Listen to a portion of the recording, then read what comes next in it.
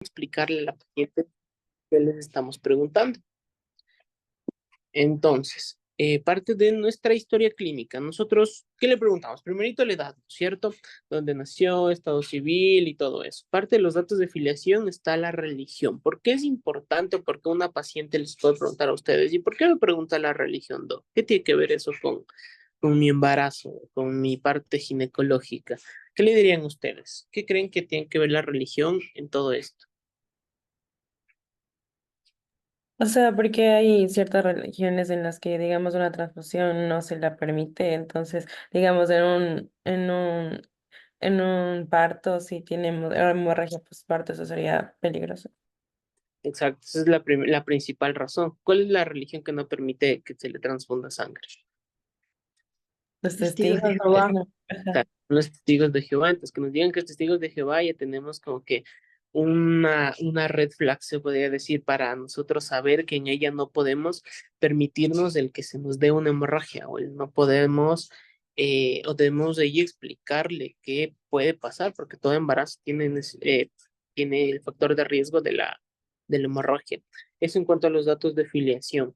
Los antecedentes, obviamente, no solo en la ginecobstetricia, sino en todas las patologías, son importantes los antecedentes de las pacientes y los antecedentes ginecobstétricos, que son muy importantes para nosotros. Por ejemplo, la edad de la menarquia. ¿Por qué es importante preguntar la edad a la que tuvo su primera regla nuestra paciente?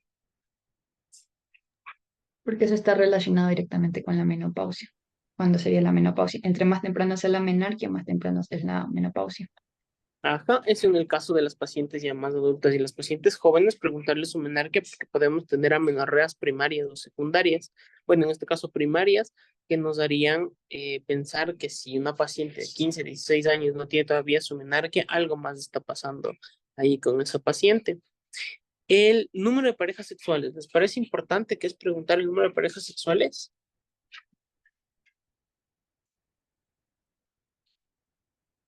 Es una de las preguntas más incómodas de, para preguntar y es una de las cosas más incómodas que las pacientes también tienen por respondernos. Entonces, ¿les parece que es importante? Sí, por los factores de riesgo. Por ejemplo, uno de los factores de riesgo más grandes del embarazo son los tipos de infecciones, y eso puede estar relacionado directamente con las ETS o las Exacto. ITS. Entonces, las ETS y bueno, las enfermedades de transmisión sexual, principalmente con el número de parejas sexuales que ha tenido esta paciente.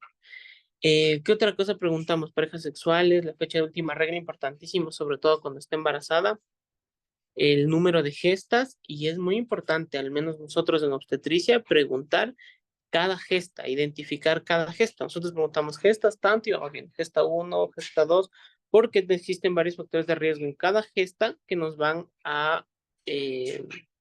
van a dirigir al momento en el que nosotros tengamos esa paciente obstétrica a que pueda tener ciertos factores de riesgo. Por ejemplo, si tiene una cesárea anterior, si tiene un legrado anterior, o si tiene una cesárea y un legrado anterior, eso es un foquito que se nos pone a nosotros para nosotros poder pensar que esa paciente, en el caso de que sea una cesárea también, o de que pueda ser una placenta que está acreta, que está íncreta, que está pércreta, en eso de los casos. El número de gestas para saber a las pacientes gran multíparas, para nosotros saber cuando la paciente venga a nosotros a ser atendida, que esa paciente nos pueda hacer una hemorragia posparto en esos casos. Sí, entonces todos los datos de la historia clínica tienen un porqué y tienen una razón, y hay veces que los pacientes nos preguntan que la razón por la que les estamos preguntando esas cosas que son hasta algún punto para las pacientes un poco reservadas para ellas. ¿Sí? Entonces, luego de eso, ¿qué vamos a hacer nosotros en nuestro control prenatal? Peso, talla, importantísimo para nosotros saber cuánto esta paciente tiene que subir cuánto de peso tiene que subir en el embarazo. No es lo mismo una paciente con bajo peso que una paciente con obesidad, no nos va a subir la misma cantidad de kilos. Pero para que ustedes tengan una idea, normalmente, usualmente, nosotros manejamos pacientes con un IMC entre normal y en sobrepeso, que es lo usual. Entonces, para que tengan una idea, aproximadamente de 7 a 12 kilos es lo que una paciente debe subir en su embarazo. Mínimo 7, si no sube hasta eso está mal también, y máximo 12 en el paciente hasta con sobrepeso. Pacientes con obesidad incluso menos, o pacientes de bajo peso deberían subir más. Pero de 7 a 12 más o menos es un rango aceptable para, para una paciente para que en sus controles prenatales nosotros vayamos viendo cuánto subir de peso, ¿sí? De ahí, ¿qué más? Vamos a datar la edad gestacional. ¿Cuál es la mejor manera de datar la edad gestacional? La fecha de última regla. ¿Cómo le explicamos? ¿Cuál es la fecha de última regla, mejor dicho? Sí, ¿cómo le dicen a la paciente cuál es su fecha de última regla? ¿Cómo le dan la guía para que responda a su paciente eso? El primer día de la última vez que tuvo su menstruación. Y ese es uno de los principales problemas que tenemos. Los pacientes dicen fecha de última regla, nos dan el último día y a veces tienen periodos que duran hasta una semana, si nos están comiendo una semana del embarazo y eso nos pueden dar ciertas confusiones sobre todo en sangrados del primer trimestre, como ya vamos a ver cuando nos toque ese tema, ¿sí? Entonces, esa es la principal manera. Y como la mayoría de nuestros pacientes les dice, no me acuerdo ni cuándo menstrué. De ahí, si no es la FUM, ¿qué hacemos? Por eco. Eco. Eco. Pero, ¿qué parte del eco? ¿Qué del eco nos sirve para datar la edad gestacional? Si es un eco del primer trimestre, ¿con qué vamos a datar?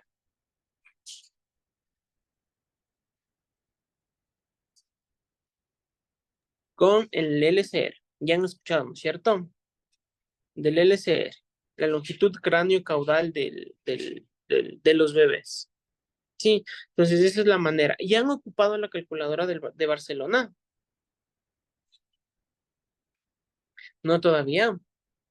Esa es una calculadora, esta calculadora van a ocupar muchísimo en esta rotación, un montón, para datar edad gestacional y todo. Entonces, en Google aparece la calculadora de fetal de Barcelona, que es esta de acá.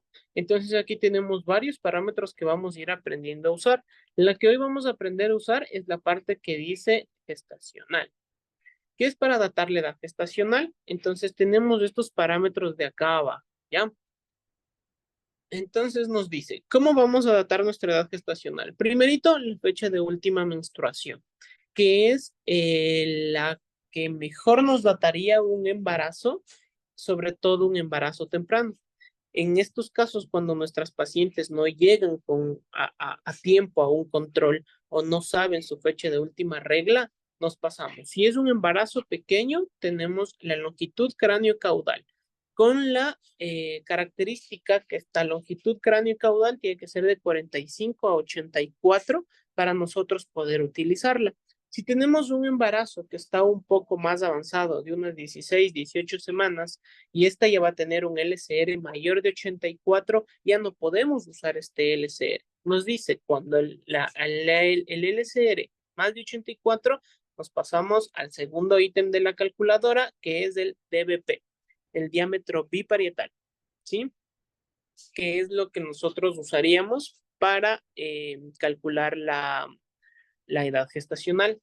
Y también tenemos pacientes que llegan con embarazos súper tardíos sin conocer de cuánto están embarazadas y cuando el DBP es mayor de 70, nos vamos a la circunferencia cefálica.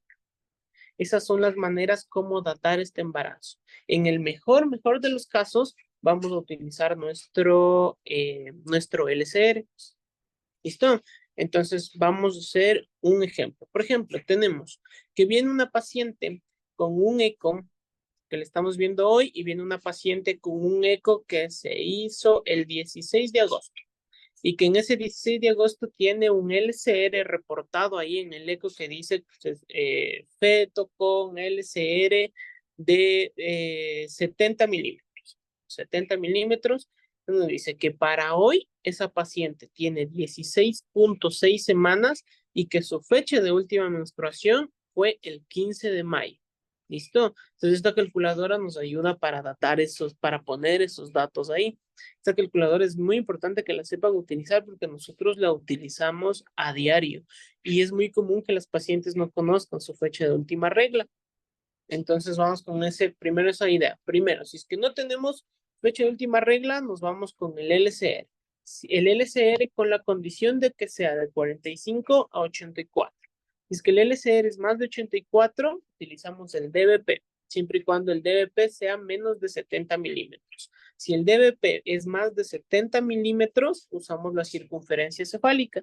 Entonces debemos ver qué eco nos trae la señora y es por eso que nosotros pedimos todos los ecos que tenga la señora, de preferencia los primeros ecos del embarazo. Y sobre todo si es un LCR, que ese es el que nos ayuda más a datar la edad gestacional de nuestra paciente. ¿Sí? Entonces, sabiendo esta edad gestacional, nosotros nos vamos a ver qué más tenemos que dirigirle a nuestra paciente en nuestro control prenatal. Y uno de estos y las cosas básicas son los exámenes de laboratorio. De igual manera debemos saber qué exámenes son los básicos que debemos hacer en nuestro control prenatal, qué no se nos debe pasar y explicarle a la paciente el por qué debemos pedir esos datos de laboratorio. Entonces, dentro de los datos de laboratorio, ¿qué debemos pedir? ¿Cuáles son los básicos que debemos pedir? Biometría hemática. Primerito, una biometría hemática, sobre todo para ver el nivel de hemoglobina y todos los parámetros que vamos a ir viendo nosotros. Pero en el primer control prenatal nos sirve para ver el nivel de hemoglobina. ¿Qué más aparte de la biometría hemática? El grupo sanguíneo y su factor como tal. Eso es importantísimo. ¿Cuál es el factor de riesgo o cuál es nuestro signo de alarma en un tipo de sangre? El negativo. Negativo, exacto. Cuando una paciente es negativo, podemos tener una incompatibilidad RH y eso nos prende los foquitos para ver, primero, preguntar qué tipo de sangre es la pareja, para según eso nosotros ver. Si es que la pareja es negativa, pues no va a pasar nada. Pero si la pareja es positiva, o en muchos de los casos no saben el tipo de sangre de la pareja, esto también es un signo de alarma. En cuanto al tipo de sangre, después de nuestro primer control prenatal, en donde vemos que la paciente es RH negativa, ¿cuándo debemos hacer el siguiente control de grupos sanguíneos? Bueno, más que de grupo sanguíneo, de CUMS indirecto. A la semana 28, ¿sí? Entonces, si tenemos una paciente con grupo sanguíneo negativo, nos vamos hasta la semana 28 a pedirle un CUMS indirecto.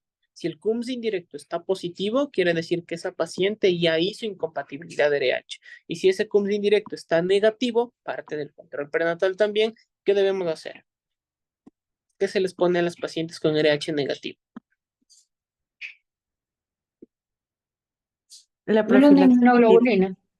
inmunoglobulina. La profilaxis con inmunoglobulina anti-D. Exacto. Eso en cuanto al grupo sanguíneo. ¿Qué más que otro dato de laboratorio les pedimos a nuestros pacientes? La glucosa. La glucosa también, una química sanguínea en donde conste lo básico, glucosa, creatinina. Las dos son básicas para iniciar un buen control prenatal. Los niveles de glucosa esperados en una paciente embarazada, ¿cuáles son? Lo normal. Porque nosotros pedimos, pero también al leer los exámenes debemos ver, debemos explicarle a la paciente cuáles son los niveles esperados y qué es lo que pasa cuando esos niveles están sobre lo normal. Entonces, menos Ah, 92, a ver, Cristina, dale. o sea, hasta 92 era lo normal y si no se Planta. decía la de la PTOG, que no me acuerdo si era con 75 o 50 de glucosa, 75 creo, y de ahí se veía el valor. Exacto, puede ser cualquiera de los dos. Cuando veamos el tema de diabetes, ahí vemos. Pero en cuanto a control prenatal, pedimos una química, pedimos los niveles de glucosa. Menos de 92 es normal. De 92 a 126 hablamos de una intolerancia a los hidratos de carbono. Y más de 126 en ayunas es esto. Hablamos de una diabetes preexistente. ¿Listo? Con esos valores. Eso en ayunas. ¿Qué pasa si es que estamos en la rural, si es que estamos en nuestra consulta y tenemos acceso a hacerle un glucocheck? Y la paciente no esté en ayunas, más de 200 es diabética preexistente. ¿Listo? Si es que tenemos para hacer solo una capilar o una química, pero que no sea en ayunas. Pero en ayunas es menos de 92 lo normal, de 92 a 126 intolerancia a los hidratos de carbono y más de 126 diabetes preexistente. ¿Listo? Entonces, con esos valores nosotros arrancamos en cuanto a la química sanguínea de nuestra paciente. ¿Qué otro pedido de laboratorio? ¿Qué otro examen de laboratorio nosotros debemos solicitar? Ya tenemos biometría por la hemoglobina principalmente. Hablando de hemoglobina, ¿cuánto es lo normal de la hemoglobina? Estos son datos así súper generales que ya cuando vamos del tema los vamos a ir desglosando poco a poco y los vamos a ir entendiendo. Entonces, Si pero no estoy así, mal, la hemoglobina varía según el trimestre del embarazo. exacto. Por Hablamos de que ejemplo, ella está en nuestro primer control prenatal, en nuestro primer trimestre del embarazo. en el primer y tercer trimestre comparten las mismas características. Si no estoy mal, depende la fórmula del laboratorio, pero es mayor al 33%. De Y en el hemato. caso, ujú, Ajá, y de de hemoglobina. hemoglobina. Y en el caso, por ejemplo, del segundo trimestre, creo que estaba en 30. No me acuerdo muy bien en números, O sea, pero es más por mí. estás refiriéndote al hematocrito, que es de 33 y 30. Si hablamos de hemoglobina, se le divide para 3. Entonces, hemoglobina primer y tercer trimestre 11, segundo trimestre 10.5. Con esos valores nos manejamos de hemoglobina. Y si queremos manejarnos en hematocrito, sería 33, 33 y 30 en el segundo trimestre. Pero si vamos al primer trimestre, pues eh, sería los 11, ¿sí? Para hablar de que esta paciente pueda tener o no anemia, ¿sí? Entonces vamos. Primerito, ya hablamos de la historia clínica, de la adecuada fecha de última regla, y si no nos vamos al eco con los parámetros que teníamos, vamos al laboratorio. Biometría por la hemoglobina para ver anemia, si es que tienen o no con esos valores. Hablamos de química, glucosa y creatinina, sobre todo para ver el funcionamiento renal y glucosa con los valores que ya hablamos también. Tipo de sangre, sobre todo para identificar madres de RH negativas que sean un signo de alarma para producir después incompatibilidad RH. ¿Qué otro dato de laboratorio nosotros usamos? No me acuerdo muy bien, pero sífilis, si no estoy mal. No me acuerdo cuánto, pero sífilis. Así. Todos, ajá, las infecciosas, sífilis y VIH sobre todo. Sífilis, VIH y hepatitis B son las tres básicas que nosotros debemos mandar a hacer a nuestra paciente obligatoriamente, sífilis y VIH, obligatoriamente, ¿sí? Bueno, la sífilis, o sea, mandamos a ver estudios para sífilis, pero ¿qué estudiamos en la sangre? No mandamos como el pedido de sífilis, ¿no es cierto? Mandamos como PDRL. exacto, BDRL y HIV y hepatitis B mandamos para el tema de las infecciones. ¿Qué otro en el rango de las infecciones de embarazadas? ¿Qué mandamos a hacer para ver infecciones congénitas? Igual hacemos exámenes de orina, o sea, para ver IBUs. Sí, pero antes de eso, en El cuanto a... TORCH. Exacto, el TORCH. ¿Qué nomás incluye el TORCH? Y que esa es pregunta que siempre les hacen en los exámenes del CAS. ¿Qué tiene el TORCH? Porque les ponen de las siguientes, señale cuál no está incluida en el TORCH. ¿Qué nomás es TORCH? TD, Toxoplasmosis, ok. rubiola, citomegalovirus. Y el lado de otros o sea, aquí entra la hepatitis o No le, o sea, le Herpes. no, Es el pero herpes, el es de H, par- si no estoy ajá. mal. asma, R de rubiola, S de citomegalovirus y H. Herpes simple, si no estoy mal. Ajá, antes se manejaba el storage con sífilis, pero le separaron a la sífilis porque es una infecciosa aparte y pedimos el esquema del TORCH, que incluyen esas patologías que ustedes lo mencionan, ¿sí? Entonces, serología, es decir, VIH y VDRL, pedimos TORCH, y eso en cuanto a los exámenes de sangre. Y ahora los otros, que no sean de sangre. En sangre mandamos a hacer eso. En otros que no sean de sangre, ¿qué mandamos? Y que ya me dijeron. Lo que dijo Angie, hemo. Ujú, siempre un hemo, solo hemo. Un urocultivo. Exacto, siempre con cultivo. hemo más cultivo en el primer control prenatal, ¿sí? Porque tenemos nosotros la posibilidad de que nos haga una bacteriuria sintomática, que es una de las principales causas de pérdidas tempranas, bueno, de amenazas de parto pretérmino tempranas, la bacteriuria sintomática, ¿sí? Cuando no nos damos cuenta, y la única manera de darnos cuenta como es asintomática es pidiéndole un hemo más urocultivo e identificando qué cosa en el urocultivo para que sea una bacteriuria sintomática. Bueno, aunque eso ya vamos a ver en infecciones urinarias. Más de 100.000 unidades de formadoras de colonia de la bacteria para nosotros tener una bacteriuria sintomática. Pero hoy concentrémonos en que debemos pedir hemo más cultivo, no solo hemo, sino más cultivo. ¿Listo? ¿Qué más podemos pedir? ¿Qué más se les ocurre pedir?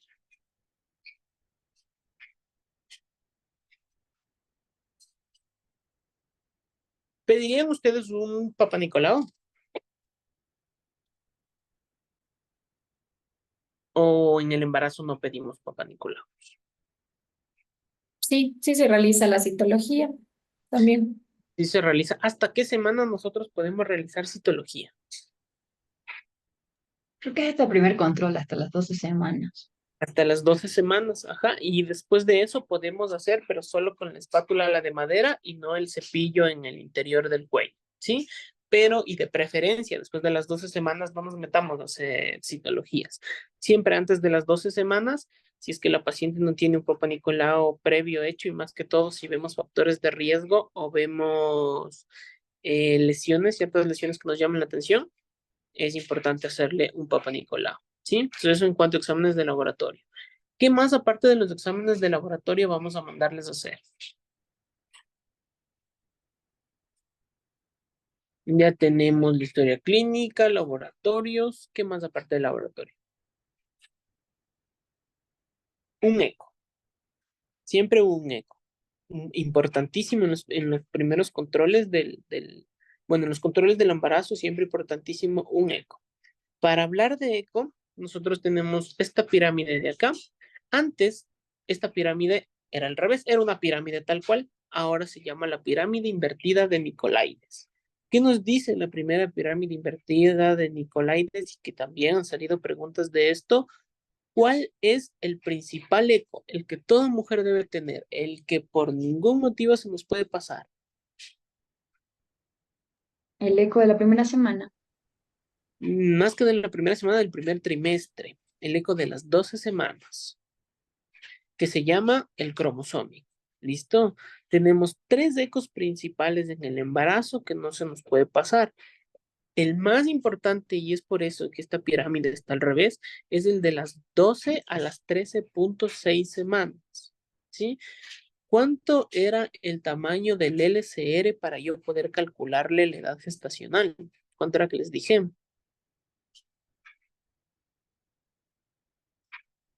¿Cuánto debía estar? 8. 45, 84. Exacto, entonces esa misma medida es la que el bebé necesita para realizarse este eco cromosómico. Menos de eso y más de eso, todos los parámetros que utilizamos para ver en el eco cromosómico ya se nos van desviando. Entonces es por eso que para ubicarnos con LSR es solo dentro de ese rango y solo de ese rango, que usualmente cae entre las 12 y 13.6 semanas, nosotros vamos a hacer un eco cromosómico. ¿Listo? Un eco de marcadores cromosómicos. El segundo eco en importancia es el eco de las 20 semanas, que se llama, ¿cómo se llama este eco de las 20 semanas? El perfil No es biofísico. morfológico. Morfológico, perfil físico, anatómico, de detalle anatómico, usualmente se lo denomina. Entonces, este es el segundo eco en importancia, ¿listo? Que se hace de las 20 a las 24 semanas, ideal la semana 22. Y luego de esto tenemos a partir de la semana 34 el eco que nos va a servir sobre todo para ver presentación del bebé, posición de la placenta, características de la placenta, líquido amniótico y características ya como que para cerca del parto, ¿sí? Entonces, desglosando cada eco y si nos dicen, ¿por qué es tan importante hacerme el eco del primer trimestre, el eco cromosómico? ¿Qué nomás vamos a ver ahí? Vamos a ver nosotros características del bebé que nos hagan pensar, metiéndoles a calculadoras igual, que nos diga la posibilidad que este bebito tiene para producir una cromosomopatía. Todas las mamás, en especial las de edades avanzadas, más de cuánto se considera una edad avanzada en el embarazo.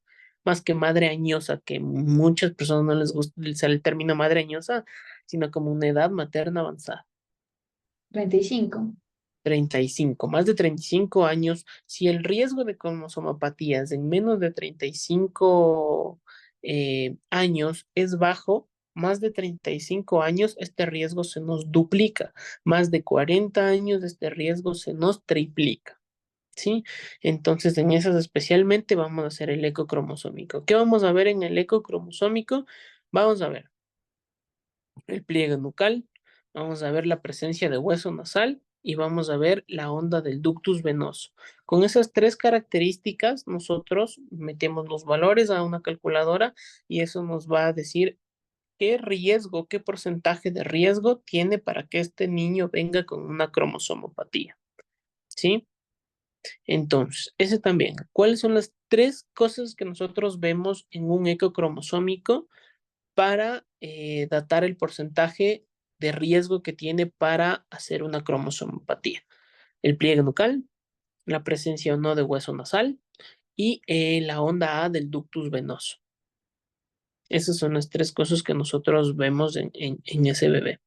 Aparte, ¿para qué nos sirve el eco de las 12 semanas? Ahora ya no sirve solo para eso. Ahora el eco cromosómico se acompaña también de medir las arterias uterinas, el IP de las arterias uterinas. ¿Para qué me sirve medir el IP de las uterinas? ¿Para qué creen que me sirve? Porque si no estoy mal, esto está relacionado con la fisiopatología de la preeclampsia.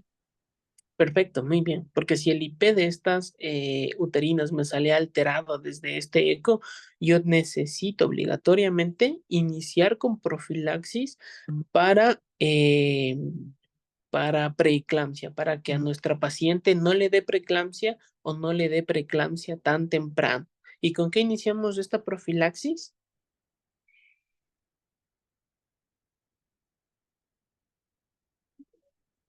Con No me ácido. acuerdo si era calcio. Era calcio. No, Algo que se se le daba. acompaña con calcio, pero principalmente con aspirina. ¿Sí? Entonces, también importantísimo en nuestro control prenatal, sobre todo en el primero, estudiar mandar a hacer un eco, estudiar el IP de las arterias uterinas de esa paciente. Si me salen alteradas, ella tiene riesgo de generar preeclampsia. ¿Qué hago? Mando aspirina y vamos a ver cuando vamos preeclampsia, en qué semana, la dosis y todo. Pero quedémonos con que nos sirve, debemos de ley mandar a hacer uterinas para ver factores de riesgo de preeclampsia e iniciar profilaxis con aspirina. ¿Listo? Aspirina acompañada de calcio. Calcio debería estar en el mejor de los casos y en todos los casos si es posible, pero la aspirina sí es obligatoria. De la aspirina no nos podemos olvidar, sobre todo si tenemos factores de riesgo para enfermedades hipertensivas del embarazo. ¿Sí? Entonces, el eco, del primer trimestre nos sirve para cromosomopatías y para prevención y profilaxis de preeclampsia.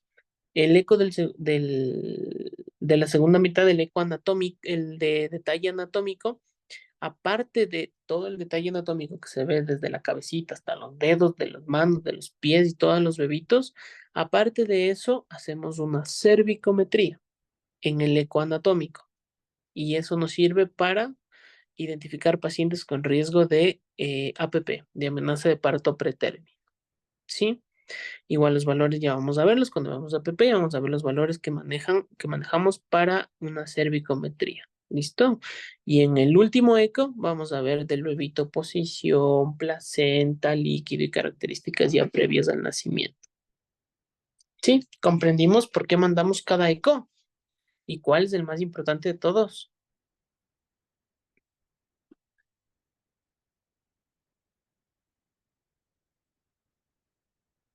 Entonces, eso en cuanto a las ecografías. ¿Listo? ¿Qué más podemos pedirle a nuestra paciente? ¿Qué más podemos hacer en nuestra paciente? Ya tenemos laboratorio, ya tenemos, bueno, vamos en orden, historia clínica, una adecuada anamnesis, el examen físico, laboratorio, ecografía. ¿Qué más se manda siempre a las mamás? Que está en el SIP, que hay unos cuadritos de marcación en el SIP. Si se fue al odontólogo. Exacto, muy bien, Cristina, eso es muy importantísimo. Si se fue o no al odontólogo, eso también, en primer control prenatal, váyase también donde el odontólogo, porque hay muchas de las causas de APP que no, cuando viene una paciente con APP y nosotros, los que están en centro o en la pato ya verán, cuando nos viene una paciente con APP, nosotros vemos si no es infección de vías urinarias, si no es infección vaginal, que son las más usuales, si no hay ruptura de membranas. Luego de eso nos vamos a ver si no hay anemia, porque la anemia es una causa de APP. Y si no mismo nos cuadra en ninguna de esas y todas esas están negativas, ¿qué nos queda? Al odontólogo. ¿Y qué pasa? Que la mayoría de los pacientes con APP sin causa aparente, los que están rotando en aro, se van a dar cuenta, caries.